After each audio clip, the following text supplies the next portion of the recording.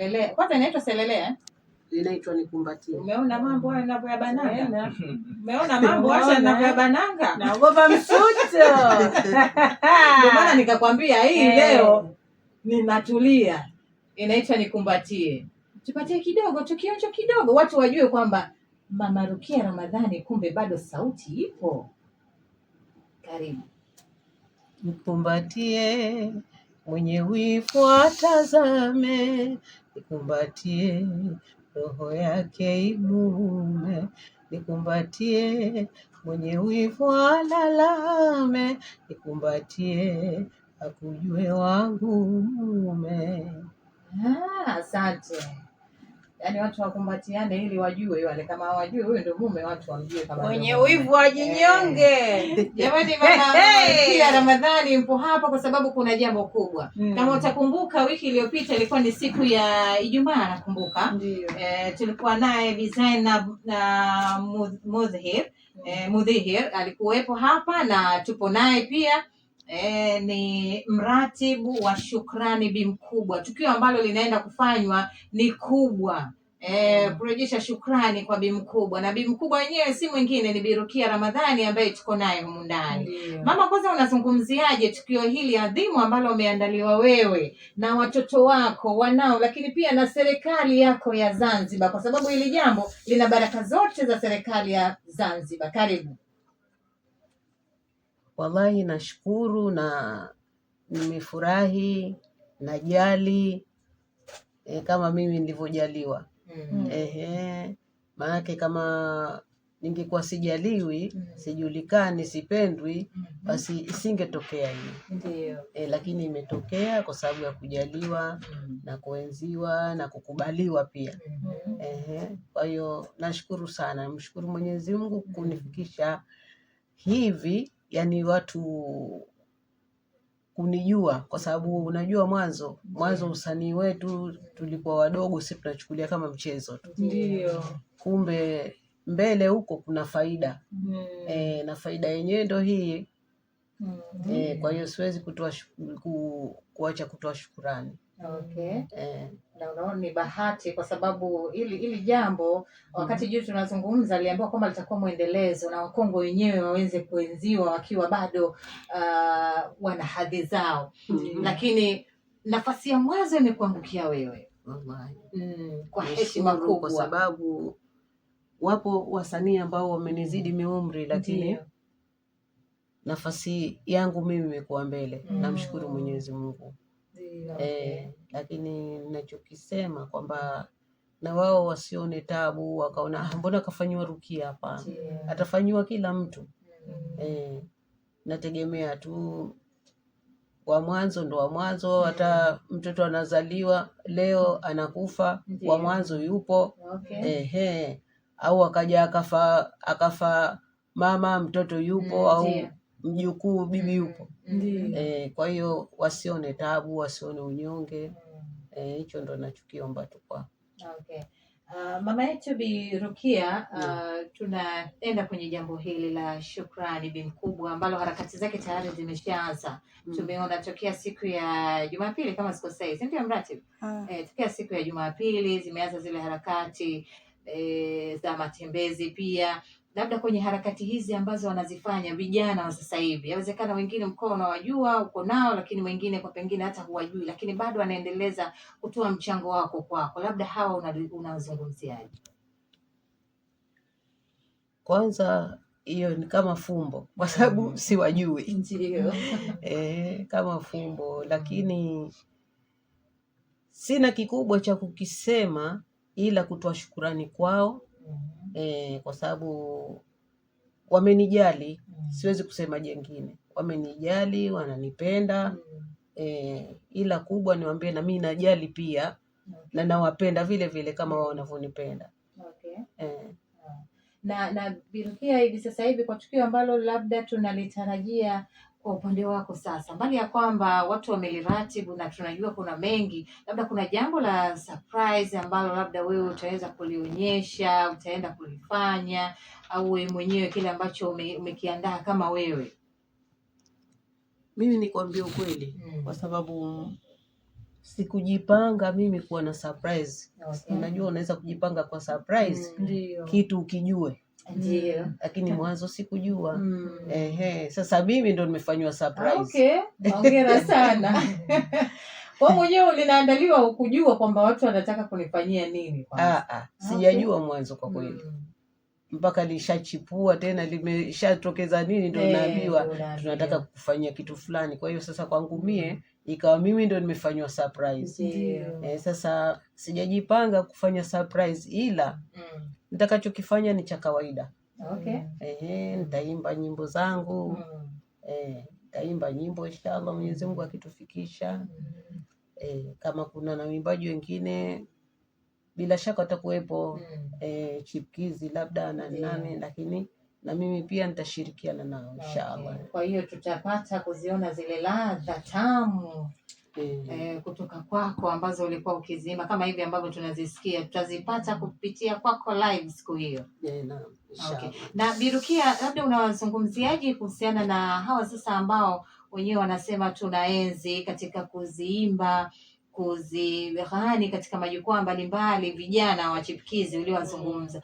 Ukisikia kwamba wimbo wako unaimbwa sasa kwenye mashughuli, labda unajisikiaje? Au kuna shida ambayo mnaipata sasa, mtoto mbona hapa kama ananiharibia jina hapa? Hapana. Unajisikia vizuri ukisikia nyimbo yako inaimbwa, lakini kuna kitu kimoja tu ambacho hicho ndo kinatuumiza. Hawa chipkizi wanaoimba nyimbo zetu, la kwanza wanachoharibu ni kubadilisha maneno katika nyimbo. Ile inaharibu, nayo wanatuharibia sisi.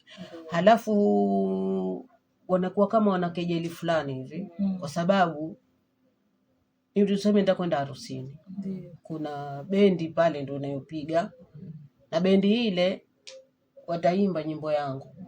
Unaona? Sasa mtu anaimba nyimbo, we uko pale pale, heshima hana. Shafahamu unakuwa lazima ujijue, hapa mimi naimba nyimbo ya Muhammad Ilyasi kwa mfano, au sio? Kwa sababu hata mimi si muimbaji wa siku nyingi, lakini nitakapoimba nyimbo ya Muhammad Ilyasi, la kwanza naweka heshima kwake. Sasa chipkizo wanakuwa hawana heshima. Anaweza kuimba pale tena anakutambia, alafu na nyimbo yenyewe akaigeuza, na wewe mwenyewe uko pale pale unaona. Yani ile inakuwa kama ni matusi fulani. Unaona? Au akajiona kwamba pale kaimba yeye, lakini nishampita. Tena anasema hivi kwa kinywa kipana. Ule ni utovu wa heshima. Si kweli mimi niwezi kuimba nyimbo ya Muhammad Ilyasi au kina Bi Mwanacha tuseme. Waimbaji wa zamani, hata mimi niimbe nyimbo yake Bi Mwanacha tuseme, Mungu amrahamu, nimempita. Shafahamu kiheshima mimi niseme hivyo? Hapana. Itakuwa vipi kama namtukana yule mtu na yule Bi Mwanacha kwangu mimi kama mama?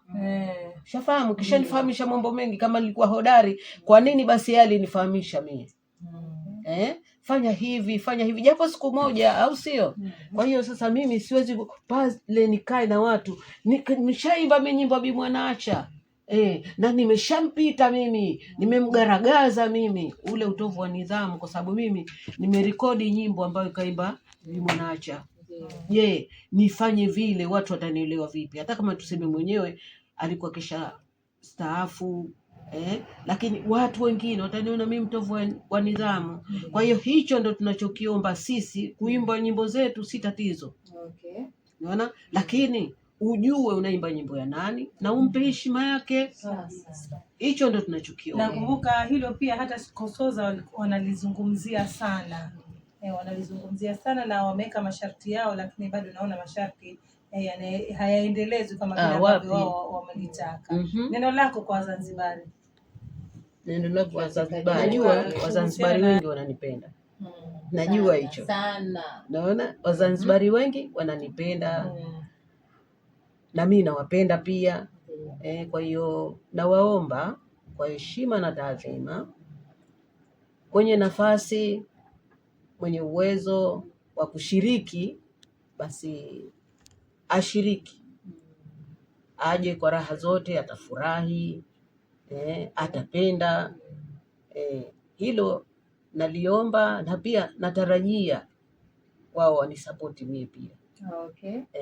Na mama yetu, muda ukiwa umetuacha mkono, sasa hivi tatizo la kiafya tumepata kuambiwa kwamba una tatizo la macho. Naam. Ndio, kwamba huoni kabisa ama kidogo kwa mbali? Naona, lakini macho yangu yamekuwa kama hayana nguvu. Hayana nuru. Okay.